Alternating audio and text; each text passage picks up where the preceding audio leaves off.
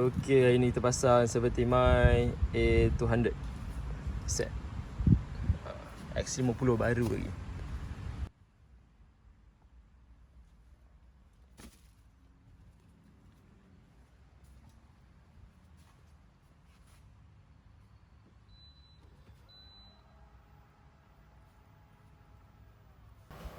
Okey, untuk bahagian depan kita buat macam ni lah. Nak guna selotip boleh, nak ikat guna cable tie. Kita laluan atas, keluar ikut tepi ni, keluar lalu masuk celah ni, okay, lalu bawah. Ni untuk penggunaan yang USB lah, bukan pakai hard wire. Dan sebelum ni kalau kita tengok Izora ataupun Hilux yang video sebelum ni pakai hard wire kan. So ni USB.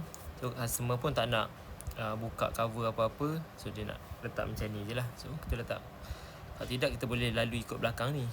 Belakang ni cuma untuk X50 ni kalau betul nak letak belakang ni, kita kena buat lubang sikit supaya dia boleh tutup rapat. Okay, untuk yang cover bawah ni sebenarnya cara nak buka dia, kita kena tekan klip kat sini lah, macam ni. Tekan sikit, lepas tu tarik ke bawah. Tekan, tarik ke bawah. Cuma dia ada dua klip yang kita kena buka. Sekejap lagi aku pasang tu, klip tu lah kena buka.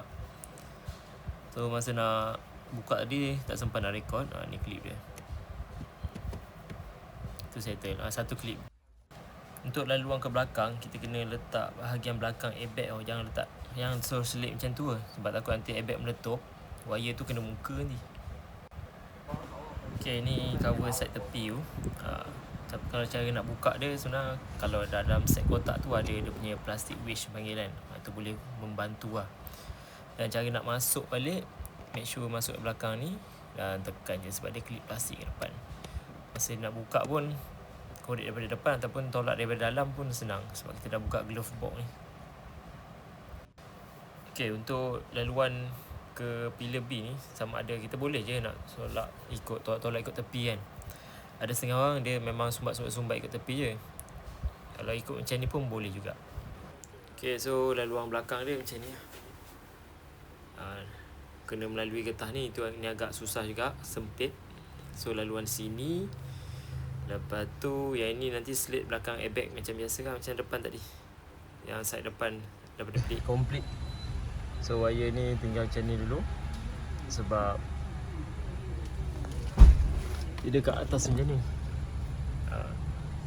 Customer nak tinted, so nanti kamera kat sini lah. Lepas tinted nanti X50.